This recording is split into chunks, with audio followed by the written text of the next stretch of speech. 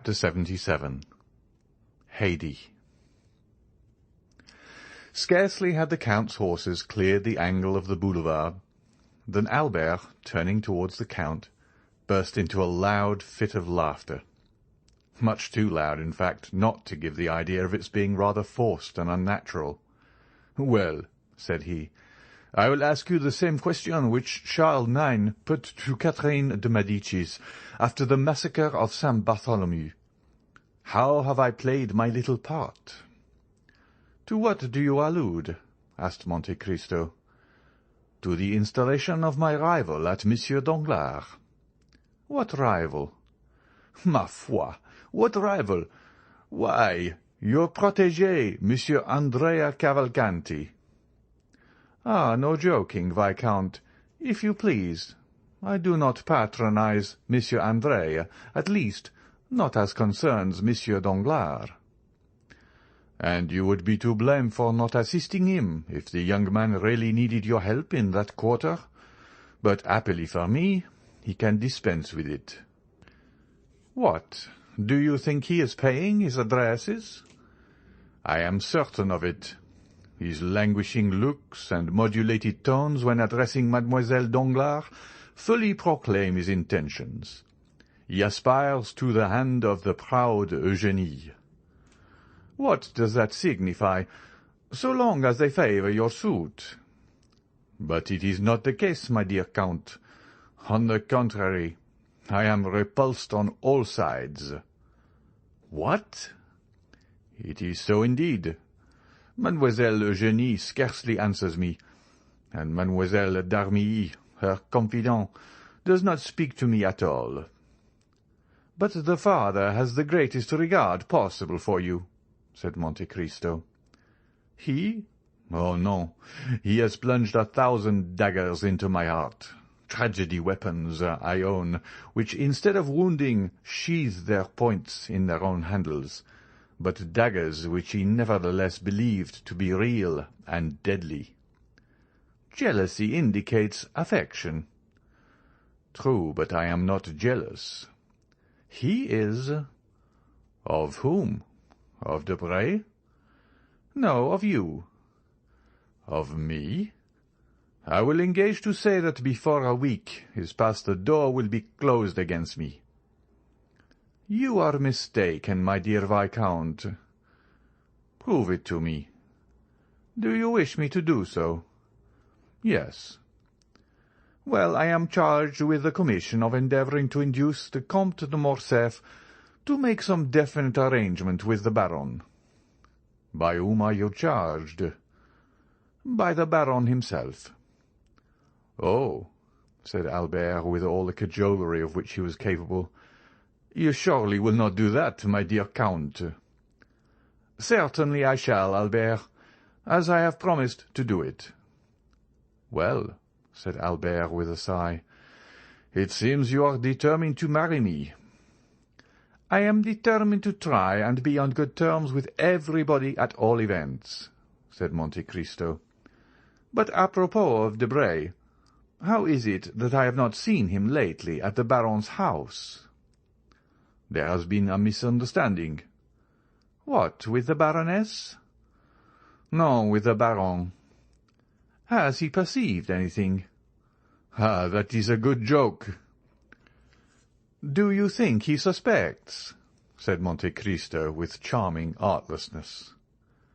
"Where have you come from, my dear Count?" said Albert. "From Congo, if you will." "It must be farther off than even that." "But what do I know of your Parisian husbands?" "Oh, my dear Count, husbands are pretty much the same everywhere. An individual husband of any country is a pretty fair specimen of the whole race." "But then, what can have led to the quarrel between Danglars and Debray?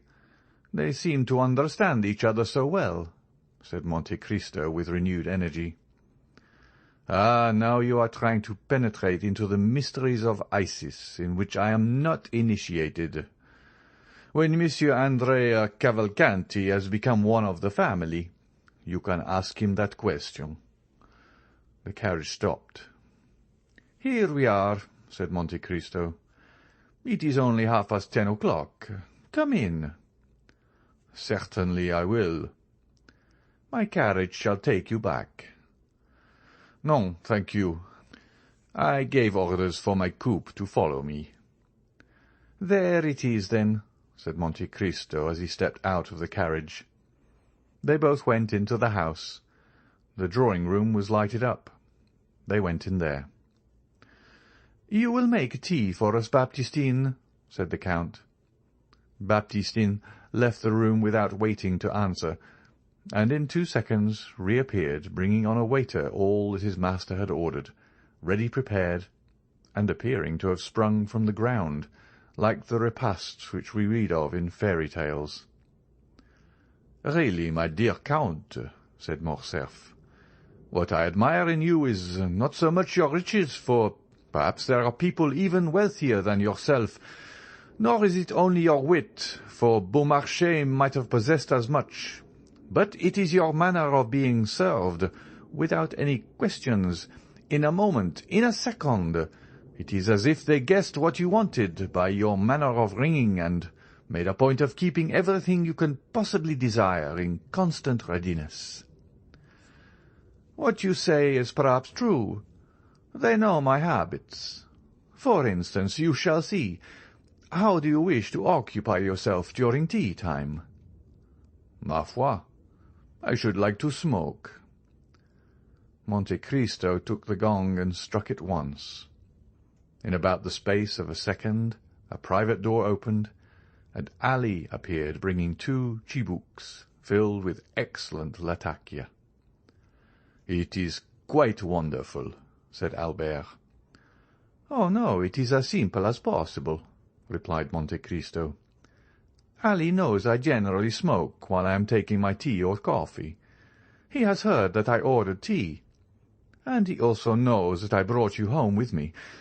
When I summoned him, he naturally guessed the reason of my doing so, and as he comes from a country where hospitality is especially manifested through the medium of smoking, he naturally concludes that we shall smoke in company, and therefore brings 2 chibouks instead of 1. And now the mystery is solved." "Certainly you give a most commonplace air to your explanation. But is it not the less true that you— Ah, but what do I hear?" And Morcerf inclined his head towards the door, through which sounds seemed to issue resembling those of a guitar. "Ma foi, my dear Viscount, you are fated to hear music this evening. You have only escaped from Mademoiselle Danglars' piano, to be attacked by Hades Guzla." "Hades? What an adorable name! Ah, there. Then really women who bear the name of Hades anywhere but in Byron's poems?" "Certainly there are. Hades is a very uncommon name in France, but is common enough in Albania and Epirus. It is as if you said, for example, chastity, modesty, innocence. It is a kind of baptismal name, as you Parisians call it."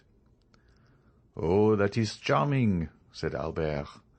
"How I should like to hear my countrymen called Mademoiselle Goodness, Mademoiselle Silence, Mademoiselle Christian Charity.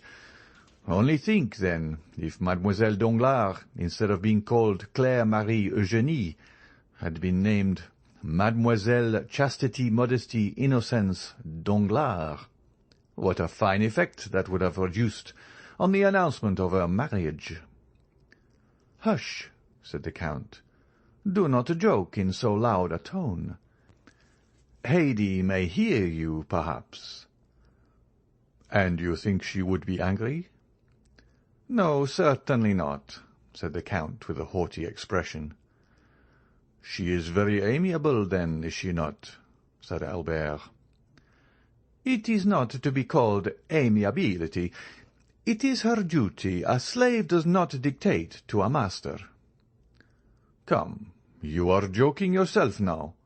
Are there any more slaves to be had who bear this beautiful name?" "Undoubtedly." "Really, Count, you do nothing, and have nothing like other people. The slave of the Count of Monte Cristo.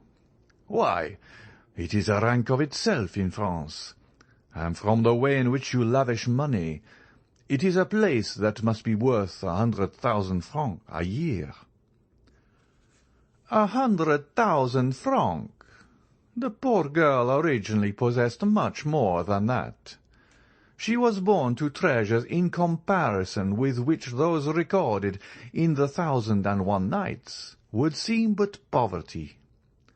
She must be a princess, then. You are right, and she is one of the greatest in her country, too. I thought so. But how did it happen that such a great princess became a slave? How was it that Dionysius the tyrant became a schoolmaster? The fortune of war, my dear Viscount. The caprice of fortune, that is the way in which these things are to be accounted for.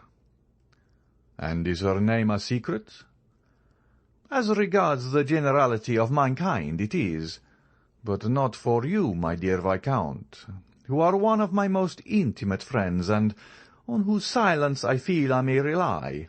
If I consider it necessary to enjoin it, may I not do so? Certainly, on my word of honour. You know the history of the Pasha of Yanina, do you not? Of Ali Tepelini? Oh, yes. It was in his service that my father made his fortune. True, I had forgotten that. Well, what is Edi to Ali Tepelini? Merely his daughter. What? The daughter of Ali Pasha? Of Ali Pasha and the beautiful Vasiliki. And your slave? Ma foi, yes. But how did she become so? Why, simply from the circumstance of my having bought her one day as I was passing through the market at Constantinople. Wonderful! Really, my dear Count, you seem to throw a sort of magic influence over all in which you are concerned. When I listen to you, existence no longer seems reality, but a waking dream. Now I am perhaps going to make an imprudent and thoughtless request, but— Say on. But since you go out with Edi, and sometimes even take her to the opera— Well? I think I may venture to ask you this favour. You may venture to ask me anything. Well then, my dear Count, present me to your princess. I will do so, but on two conditions. I accept them at once. The first is that you will never tell anyone that I have granted the interview. Very well, said Albert, extending his hand. I swear I will not. The second is that you will not tell her that your father ever served hers. I give you my oath that I will not. Enough, Viscount. You will remember these two vows, will you not? But I know you to be a man of honour. The Count again struck the gong. Ali reappeared. Tell Haydée, said he, that I will take coffee with her, and give her to understand that I desire permission to present one of my friends to her. Ali bowed and left the room. Now, understand me, said the Count. No direct questions, my dear Morcerf. If you wish to know anything, tell me, and I will ask her. Agreed. Ali reappeared for the third time, and drew back the tapestried hanging which concealed the door to signify to his master and Albert that they were at liberty to pass on. "Let us go in," said Monte Cristo. Albert passed his hand through his hair and curled his moustache. Then, having satisfied himself as to his personal appearance, followed the Count into the room, the latter having previously resumed his hat and gloves. Ali was stationed as a kind of advanced guard, and the door was kept by the 3 French attendants commanded by Myrtho. Haydée was awaiting her visitors in the first room of her apartments, which was the drawing-room. Her large eyes were dilated with surprise and expectation, for it was the first time that any man, except Monte Cristo, had been accorded an entrance into her presence.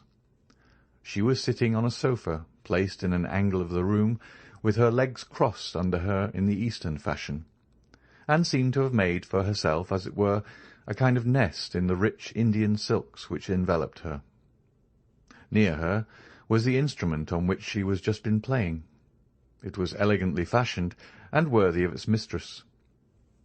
On perceiving Monte Cristo, she arose and welcomed him with a smile peculiar to herself, expressive at once of the most implicit obedience and also of the deepest love. Monte Cristo advanced towards her and extended his hand, which she as usual raised to her lips. Albert had proceeded no farther than the door, where he remained rooted to the spot, being completely fascinated by the sight of such surpassing beauty, beheld as it was for the first time, and of which an inhabitant of more northern climes could form no adequate idea. "Whom do you bring?" asked the young girl in Romaic of Monte Cristo. "Is it a friend, a brother, or a simple acquaintance, or an enemy?" "A friend," said Monte Cristo in the same language. "What is his name?" "Count Albert. It is the same man whom I rescued from the hands of the banditti at Rome." "In what language would you like me to converse with him?" Monte Cristo turned to Albert. "Do you know modern Greek?" asked he. "Alas, no," said Albert. "Nor even ancient Greek, my dear Count. Never had Homer or Plato a more unworthy scholar than myself." "Then," said Haydée, proving by her remark that she had quite understood Monte Cristo's question and Albert's answer, "then I will speak either in French or Italian, if my lord so wills it." Monte Cristo reflected one instant. "You will speak in Italian," said he. Then turning towards Albert, "It is a pity you do not understand either ancient or modern Greek, both of which Haydée speaks so fluently.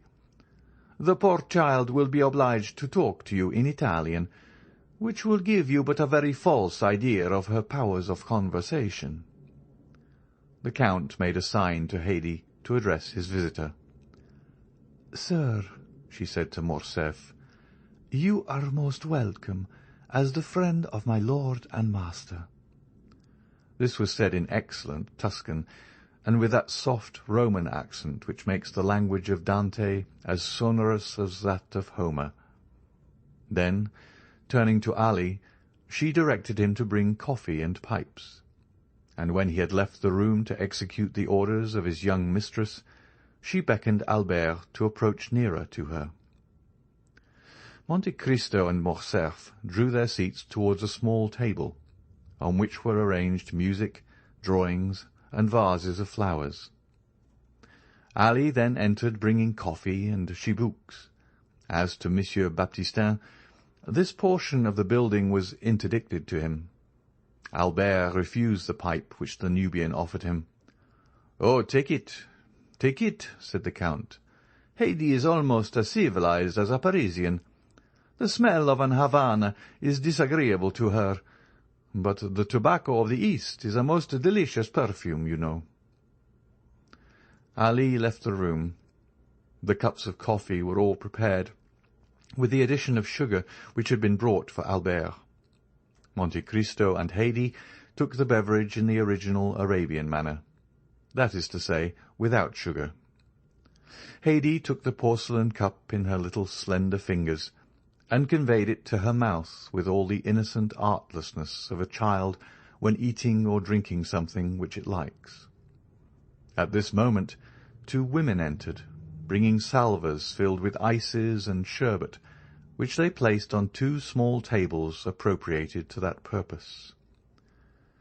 "My dear host, and you, Signora," said Albert in Italian, "excuse my apparent stupidity. I am quite bewildered, and it is natural that it should be so. Here I am in the heart of Paris, but a moment ago I heard the rumbling of the omnibuses and the tinkling of the bells of the lemonade sellers, and now I feel as if I were suddenly transported to the East, not such as I have seen it, but such as my dreams have painted it. Oh, Signora, if I could but speak Greek, your conversation, added to the fairy scene which surrounds me, would furnish an evening of such delight as it would be impossible for me ever to forget." "I speak a sufficient Italian to enable me to converse with you, sir," said Haydée quietly, "and if you like what is Eastern, I will do my best to secure the gratification of your tastes while you are here." "On what subject shall I converse with her?" said Albert in a low tone to Monte Cristo.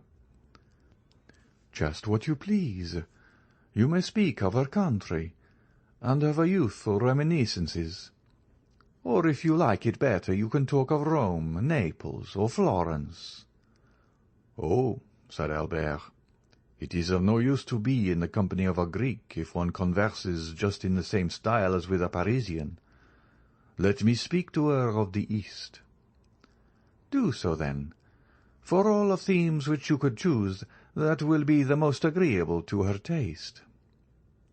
Albert turned towards Haydée.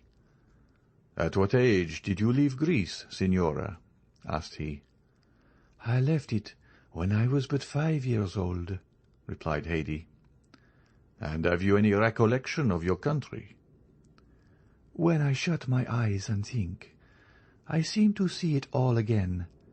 The mind can see as well as the body. The body forgets sometimes, but the mind never forgets." "And how far back into the past do your recollections extend?" "I could scarcely walk when my mother, who was called Vasiliki, which means royal," said the young girl, tossing her head proudly, "took me by the hand, and after putting in our purse all the money we possessed, we went out, both covered with veils, to solicit alms for the prisoners, saying, 'He who giveth to the poor lendeth to the Lord.' Then, when our purse was full, we returned to the palace, and without saying a word to my father, we went into the convent, where it was divided amongst the prisoners." "And how old were you at that time?" "I was 3 years old," said Haydée. "Then you remember everything that went on about you from the time when you were 3 years old?" said Albert. "Everything." "Count," said Albert in a low tone to Monte Cristo, "do allow the Signora to tell me something of her history. You prohibited my mentioning my father's name to her, but perhaps she will allude to him of her own accord in the course of the recital, and you have no idea how delighted I should be to hear her name pronounced by such beautiful lips." Monte Cristo turned to Haydée, and with an expression of countenance which commanded her to pay the most implicit attention to his words, he said in Greek, "Tell us the fate of your father, but neither the name of the traitor nor the treason." Haydée sighed deeply, and a shade of sadness clouded her beautiful brow. "What are you saying to her?" said Morcerf in an undertone. "I again reminded her that you were a friend, and that she need not conceal anything from you." "Then," said Albert, "this pious pilgrimage on behalf of the prisoners was your first remembrance? What is the next?"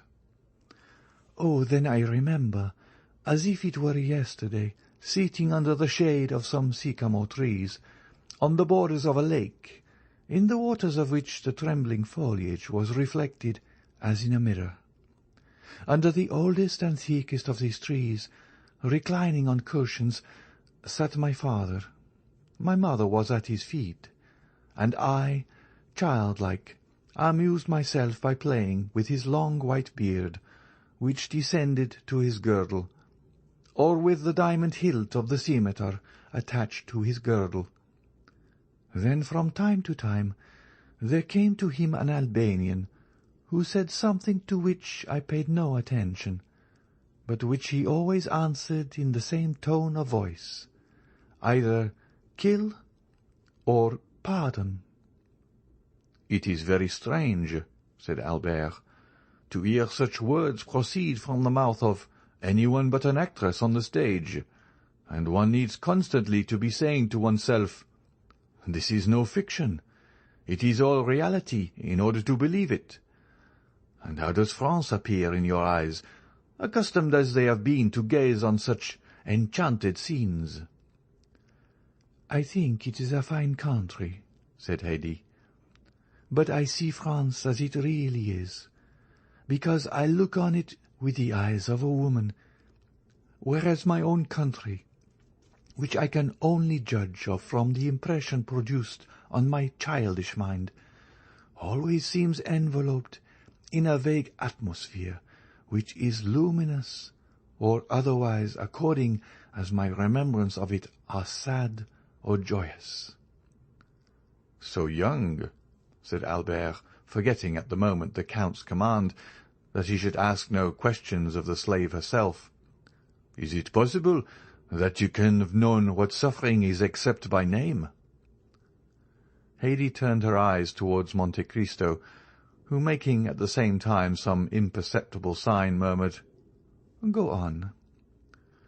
"Nothing is ever so firmly impressed on the mind as of the memory of early childhood, and with the exception of the two scenes I have just described to you, all my earliest reminiscences are fraught with deepest sadness."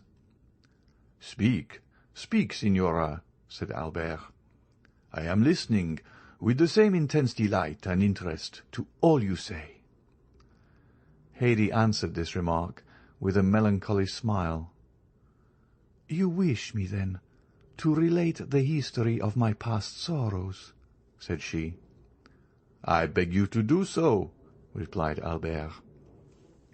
"Well, I was but 4 years old, when one night I was suddenly awakened by my mother. We were in the palace of Janina.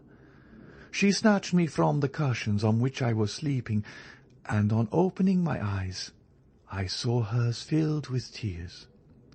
She took me away without speaking. When I saw her weeping, I began to cry too. 'Hush, child,' said she. At other times, in spite of maternal endearments or threats, I had, with a child's caprice, been accustomed to indulge my feelings of sorrow or anger by crying as much as I felt inclined. But on this occasion there was an intonation of such extreme terror in my mother's voice, when she enjoined me to silence, that I ceased crying as soon as her command was given. She bore me rapidly away. I saw then that we were descending a large staircase. Around us were all my mother's servants, carrying trunks, bags, ornaments, jewels, purses of gold, with which they were hurrying away in the greatest distraction. Behind the women came a guard of 20 men, armed with long guns and pistols, and dressed in the costume which the Greeks have assumed since they have again become a nation.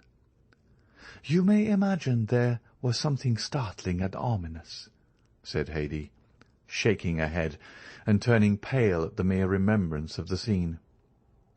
"In this long life of slaves and women, only half aroused from sleep, or at least so they appeared to me, who was myself scarcely awake. Here and there on the walls of the staircase were reflected gigantic shadows, which trembled in the flickering light of the pine torches, till they seemed to reach to the vaulted roof above. "Quick!" said a voice at the end of the gallery. This voice made every one bow before it, resembling in its effect the wind passing over a field of wheat by its superior strength, forcing every ear to yield obeisance. As for me, it made me tremble. This voice was that of my father.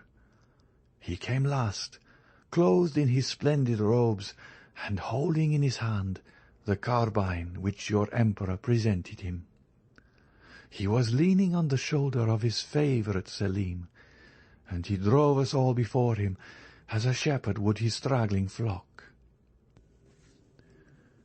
"My father," said Haydée, raising her head, "was that illustrious man known in Europe under the name of Ali Tepelini, Pasha of Yanina, and before whom Turkey trembled." Albert, without knowing why, started on hearing these words pronounced with such a haughty and dignified accent. It appeared to him as if there was something supernaturally gloomy and terrible in the expression which gleamed from the brilliant eyes of Haydée at this moment. She appeared like a pythoness evoking a spectre, as she recalled to his mind the remembrance of the fearful death of this man, to the news of which all Europe had listened with horror. "Soon," said Haydée, "we halted on our march, and found ourselves on the borders of a lake. My mother pressed me to her throbbing heart, and at the distance of a few paces I saw my father, who was glancing anxiously around.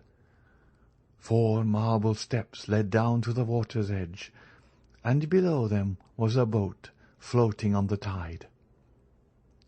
From where we stood I could see in the middle of the lake a large blank mass. It was the kiosk to which we were going. This kiosk appeared to me to be at a considerable distance, perhaps on account of the darkness of the night, which prevented any object from being more than partially discerned. We stepped into the boat. I remember well that the oars made no noise whatever in striking the water, and when I leaned over to ascertain the cause, I saw that they were muffled with the sashes of our palicares. Besides the rowers, the boat contained only the women, my father, my mother, Selim, and myself. The palicares had remained on the shore of the lake, ready to cover our retreat. They were kneeling on the lowest of the marble steps, and in that manner intended making a rampart of the 3 others, in case of pursuit. Our bark flew before the wind. "Why does the boat go so fast?" asked I of my mother. "Silence, child! Hush, we are flying." I did not understand. Why should my father fly? He, the all-powerful, he, before whom others were accustomed to fly, he who had taken for his device, "They hate me, then they fear me." It was indeed a flight which my father was trying to effect. I have been told since that the garrison of the castle of Yanina, fatigued with long service— Here Haydée cast a significant glance at Monte Cristo, whose eyes had been riveted on her countenance during the whole course of her narrative. The young girl then continued, speaking slowly, like a person who is either inventing or suppressing some feature of the history which he is relating. "You were saying, Signora," said Albert, who was paying the most implicit attention to the recital, "that the garrison of Yanina, fatigued with long service—" "Had treated with the Seraskier, Khorshid, who had been sent by the Sultan to gain possession of the person of my father. It was then that Ali Tepelini, after having sent to the Sultan a French officer in whom he reposed great confidence, resolved to retire to the asylum which he had long before prepared for himself, and which he called Cataphigion, or the Refuge." "And this officer," said Albert, "do you remember his name, Signora?" Monte Cristo exchanged a rapid glance with the young girl, which was quite unperceived by Albert. "No," said she. "I do not remember it just at this moment, but if it should occur to me presently, I will tell you." Albert was on the point of pronouncing his father's name, when Monte Cristo gently held up his finger in token of reproach. The young man recollected his promise, and was silent. It was towards this kiosk that they were rowing, a ground floor ornamented with arabesques, bathing its terraces in the water, and another floor looking on the lake was all which was visible to the eye. But beneath the ground floor, stretching out into the island, was a large subterranean cavern, to which my mother, myself, and the women were conducted. In this place were together 60,000 pouches and 200 barrels. The pouches contained 25 million of money in gold, and the barrels were filled with 30,000 pounds of gunpowder. Near the barrels stood Selim, my father's favourite, whom I mentioned to you just now. He stood watch day and night, with a lance provided with a lighted slow match in his hand, and he had orders to blow up everything: kiosk, guards, women, gold, and Ali Tepelini himself, at the first signal given by my father. I remember well that the slaves, convinced of the precarious tenure on which they held their lives, passed whole days and nights in praying, crying, and groaning. As for me, I can never forget the pale complexion and black eyes of the young soldier, and whenever the angel of death summons me to another world, I am quite sure I shall recognize Selim. I cannot tell you how long we remained in this state. At that period I did not even know what time meant. Sometimes, but very rarely, my father summoned me and my mother to the terrace of the palace. These were hours of recreation for me, as I never saw anything in the dismal cavern but the gloomy countenances of the slaves and Selim's fiery lance.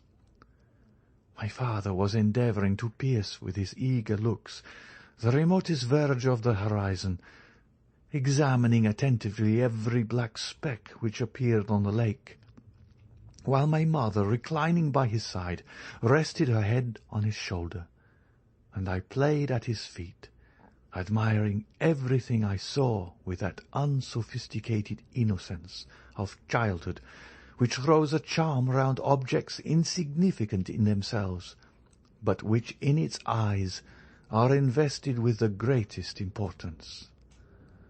The heights of Pindus towered above us. The castle of Yanina rose while and angular from the blue waters of the lake, and the immense masses of black vegetation which, viewed in the distance, gave the idea of lichens clinging to the rocks, were in reality gigantic fir trees and myrtles. One morning my father sent for us. My mother had been crying all the night, and was very wretched.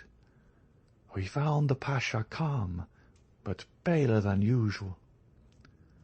"Take courage, Vasiliki," said he. "Today arrives the firman of the master, and my fate will be decided. If my pardon be complete, we shall return triumphant to Yanina. If the news be inauspicious, we must fly this night." "But supposing our enemy should not allow for us to do so?" said my mother. "Oh, make yourself easy on that head," said Ali, smiling. "Selim and his flaming lance will settle that matter. They would be glad to see me dead, but they would not like themselves to die with me." My mother only answered by sighs to consolations which she knew did not come from my father's heart. She prepared the iced water which he was in the habit of constantly drinking, for since his sojourn at the kiosk he had been parched by the most violent fever, after which she anointed his white beard with perfumed oil and lighted his chibouk, which he sometimes smoked for hours together, quietly watching the wreaths of vapour that ascended in spiral clouds and gradually melted away in the surrounding atmosphere. Presently he made such a sudden movement that I was paralyzed with fear. Then, without taking his eyes from the object which had first attracted his attention, he asked for his telescope. My mother gave it to him, and as she did so, looked whiter than the marble against which she leaned. I saw my father's hand tremble. "A boat, 2, 3, murmured my father. 4. He then arose, seizing his arms and priming his pistols. "Vasiliki," said he to my mother, trembling perceptibly. "The instant approaches which will decide everything. In the space of half an hour we shall know the Emperor's answer. Go into the cavern with Haydée." "I will not quit you," said Vasiliki. "If you die, my lord, I will die with you." "Go to Selim," cried my father. "Adieu, my lord," murmured my mother, determining quietly to await the approach of death. "Take away Vasiliki," said my father to his Palikares. As for me, I had been forgotten in the general confusion. I ran toward Ali Tepelini. He saw me hold out my arms to him, and he stooped down and pressed my forehead with his lips. Oh, how distinctly I remember that kiss! It was the last he ever gave me, and I feel as if it were still warm on my forehead. On descending, we saw through the lattice work several boats which were gradually becoming more distinct to our view. At first they appeared like black specks, and now they looked like birds skimming the surface of the waves. During this time, in the kiosk at my father's feet were seated 20 Palikares, concealed from view by an angle of the wall, and watching with eager eyes the arrival of the boats. They were armed with their long guns inlaid with mother-of-pearl and silver, and cartridges in great numbers were lying scattered on the floor. My father looked at his watch, and paced up and down with a countenance expressive of the greatest anguish. This was the scene which presented itself to my view as I quitted my father after that last kiss. My mother and I traversed the gloomy passage leading to the cavern. Selim was still at his post, and smiled sadly on us as we entered. We fetched our cushions from the other end of the cavern, and sat down by Selim.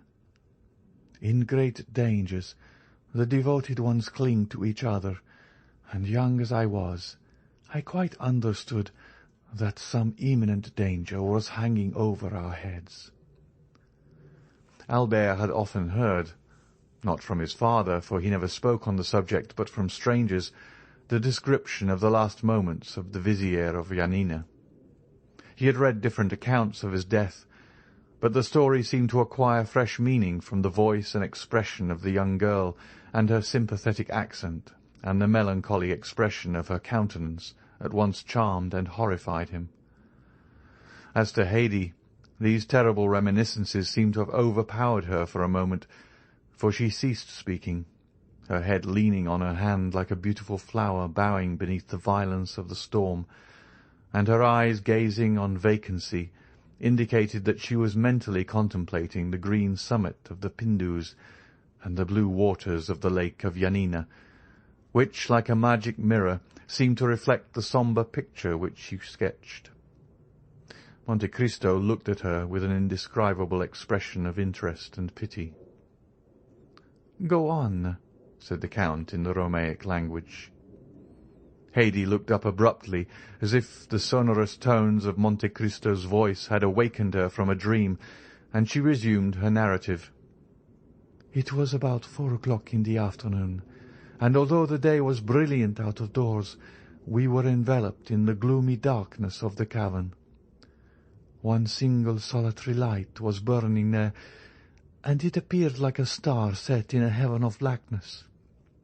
It was Selim's flaming lance.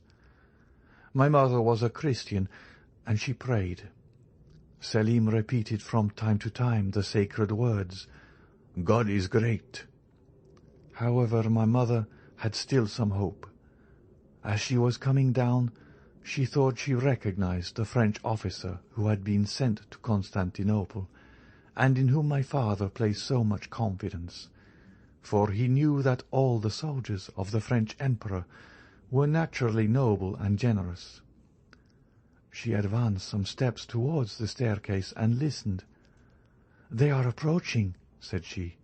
"Perhaps they bring us peace and liberty." "What do you hear, Vasiliki?" said Selim, in a voice at once so gentle and yet so proud. "If they do not bring us peace, we will give them war. If they do not bring life, we will give them death." And he renewed the flame of his lance with a gesture which made one think of Dionysus of Crete. But I, being only a little child, was terrified by this undaunted courage, which appeared to me both ferocious and senseless, and I recoiled with horror from the idea of the frightful death amidst fire and flames which probably awaited us. My mother experienced the same sensations, for I felt her tremble. "Mamma, mamma," said I, "are we really to be killed?"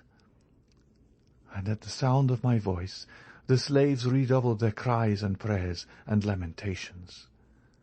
"My child," said Vasiliki, "may God preserve you from ever wishing for that death which today you so much dread." Then, whispering to Selim, she asked what were her master's orders. "If he sent me his poniard, it will signify that the Emperor's intentions are not favourable, and I am to set fire to the powder. If, on the contrary, he sent me his ring, it will be a sign that the Emperor pardons him, and I am to extinguish the match and leave the magazine untouched." "My friend," said my mother, "when your master's orders arrive, if it is the poniard which he sends, instead of dispatching us by that horrible death which we both so much dread, he will mercifully kill us with this same poniard, will you not?" "Yes, Vasiliki," replied Selim tranquilly. Suddenly we heard loud cries, and listening discerned that they were cries of joy. The name of the French officer who had been sent to Constantinople resounded on all sides amongst our Palikares. It was evident that he brought the answer of the Emperor, and that it was favourable. "And do you not remember the Frenchman's name?" said Morcerf, quite ready to aid the memory of the narrator. Monte Cristo made a sign to him to be silent. "I do not recollect it," said Haydée. The noise increased. Steps were heard approaching nearer and nearer. They were descending the steps leading to the cavern. Selim made ready his lance. Soon a figure appeared in the grey twilight at the entrance of the cave, formed by the reflection of the few rays of daylight which had found their way into this gloomy retreat. "Who are you?" cried Selim. "But whoever you may be, I charge you not to advance another step." "Long live the Emperor," said the figure. "He grants a full pardon to the Vizier Ali, and not only gives him his life, but restores to him his fortune and his possessions." My mother uttered a cry of joy and clasped me to her bosom. "Stop," said Selim, seeing that she was about to go out. "You see, I have not yet received the ring." "True," said my mother, and she fell on her knees, at the same time holding me up towards heaven, as if she desired, while praying to God in my behalf, to raise me actually to his presence. And for the second time Haydée stopped, overcome by such violent emotion that the perspiration stood upon her pale brow, and her stifled voice seemed hardly able to find utterance, so parched and dry were her throat and lips. Monte Cristo poured a little iced water into a glass, and presented it to her, saying with a mildness in which was also a shade of command, "Courage." Haydée dried her eyes and continued, By this time our eyes, habituated to the darkness, had recognized the messenger of the Pasha. It was a friend. Selim had also recognized him, but the brave young man only acknowledged one duty, which was to obey. "In whose name do you come?" said he to him. "I come in the name of our master, Ali Tepelini." "If you come from Ali himself," said Selim, "you know what you are charged to remit to me." "Yes," said the messenger, "and I bring you his ring." At these words he raised his hand above his head to show the token, but it was too far off, and there was no light enough to enable Selim, where he was standing, to distinguish and recognize the object presented to his view. "I do not see what you have in your hand," said Selim. "Approach, then," said the messenger, "or I will come nearer to you if you prefer it." "I will agree to neither one nor the other," replied the young soldier. "Place the object which I desire to see in the ray of light which shines there, and retire while I examine it." "Be it so," said the envoy, and he retired after having first deposited the token agreed on in the place pointed out to him by Selim. Oh, how our hearts palpitated, for it did indeed seem to be a ring which was placed there. But was it my father's ring? That was the question. Selim, still holding in his hand the lighted match, walked towards the opening in the cavern, and, aided by the faint light which streamed in through the mouth of the cave, picked up the token. "It is well," said he, kissing it. "It is my master's ring." And throwing the match on the ground, he trampled on it and extinguished it. The messenger uttered a cry of joy and clapped his hands. At this signal, 4 soldiers of the Seraska Khorshid suddenly appeared, and Selim fell, pierced by 5 blows. Each man had stabbed him separately, and intoxicated by their crime, though still pale with fear, they sought all over the cavern to discover if there was any fear of fire, after which they amused themselves by rolling on the bags of gold. At this moment my mother seized me in her arms, and hurrying noiselessly along the numerous turnings and windings known only to ourselves, she arrived at a private staircase of the kiosk, where was a scene of frightful tumult and confusion. The lower rooms were entirely filled with Khorshid's troops, that is to say, with our enemies. Just as my mother was on the point of pushing open a small door, we heard the voice of the Pasha sounding in a loud and threatening tone. My mother applied her eye to the crack between the boards. I luckily found a small opening, which afforded me a view of the apartment and what was passing within. "What do you want?" said my father to some people who were holding a paper inscribed with characters of gold. "What we want," replied one, "is to communicate to you the will of His Highness. Do you see this firman?" "I do," said my father. "Well, read it. He demands your head." My father answered with a loud laugh, which was more frightful than even threats would have been, and he had not ceased when 2 reports of a pistol were heard. He had fired them himself, and had killed 2 men. The Palikares, who were prostrated at my father's feet, now sprang up and fired, and the room was filled with fire and smoke. At the same instant the firing began on the other side, and the balls penetrated the boards all around us. Oh, how noble did the Grand Vizier my father look at that moment, in the midst of the flying bullets, his scimitar in his hand, and his face blackened with the powder of his enemies. And how he terrified them, even then, and made them fly before him. "Selim! Selim!" cried he, "guardian of the fire, do your duty!" "Selim is dead," replied a voice which seemed to come from the depths of the earth. "And you are lost, Ali." At the same moment an explosion was heard, and the flooring of the room in which my father was sitting was suddenly torn up and shivered to atoms. The troops were firing from underneath. 3 or 4 Palikaris fell with their bodies literally ploughed with wounds. My father howled aloud, plunged his fingers into the holes which the balls had made, and tore up one of the planks entire.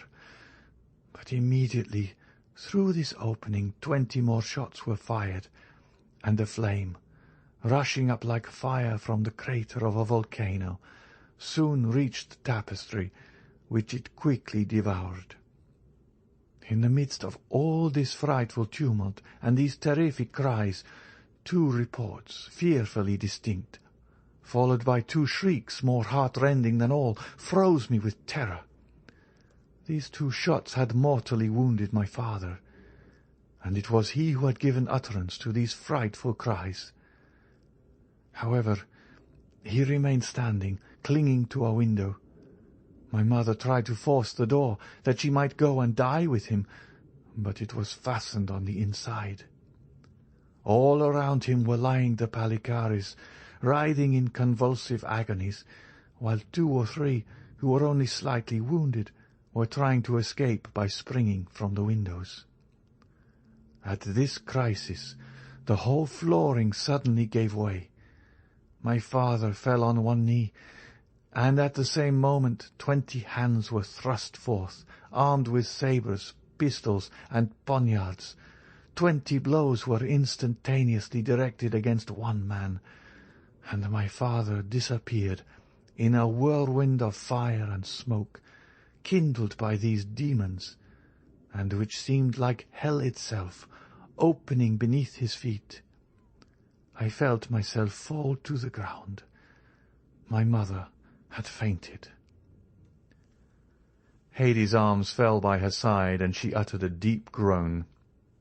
At the same time, looking towards the Count as if to ask if he was satisfied with her obedience to his commands, Monte Cristo arose and approached her, took her hand, and said to her in Romaic, "Calm yourself, my dear child, and take courage in remembering that there is a God who will punish traitors."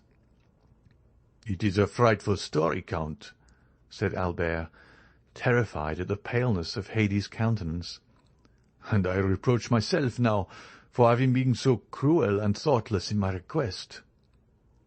"Oh, it is nothing," said Monte Cristo.